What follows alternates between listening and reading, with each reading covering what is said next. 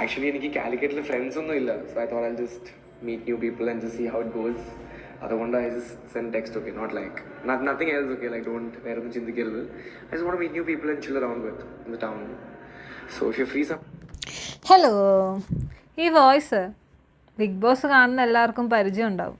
നമ്മുടെ ആര്യൻ കഥോരിയ ആളുടെ വോയിസാണിത്.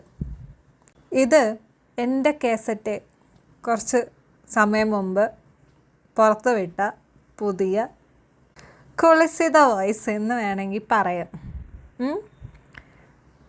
നോർമലായിട്ട് സംസാരിക്കുക, എന്നിട്ട് പതിയെ റൂമിലോട്ട് വിളിക്കുക.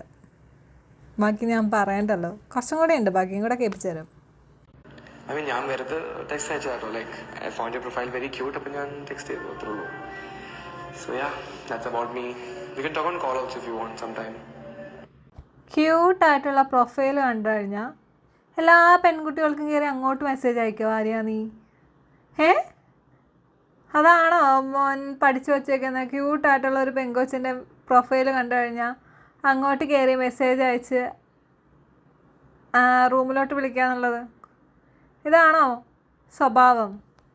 എന്നിട്ട് ഉളുപ്പില്ലാതെ പറയുക, വേറൊന്നും വിചാരിക്കരുത്, ഞാൻ അത്ര മാത്രമേ ഉദ്ദേശിച്ചിട്ടുള്ളൂ എന്ന്. ഒന്നും കൂടെ കേൾപ്പിച്ചു തരാം, അതും കൂടെ കേൾക്കുമ്പോൾ നിങ്ങൾക്ക് ക്ലിയർ ആവും. I mean, after 8 o'clock, you can't go back to your hostel. That's the rule. You can stay at my place if you want to have like a 3 BHK apartment. If you have friends, you can bring them along as well. I just want to meet some new company. If you're free to come after 8 also, it'll be fine. Like you can go in the morning. You can call your friends also. And എനിക്ക് കുഴപ്പമൊന്നുമില്ല. Like I'm okay with anything. I am okay with anything. ഭയങ്കരം. 3 BHK ഉണ്ട്, നിങ്ങൾക്ക് ഇവിടെ stay ചെയ്യാം. ഹോസ്റ്റലിൽ കയറാൻ പറ്റത്തില്ലെങ്കിൽ എനിക്ക് കുഴപ്പമൊന്നുമില്ല, ഞാൻ എല്ലാം ആയിട്ടും കംഫർട്ടാണെന്ന്.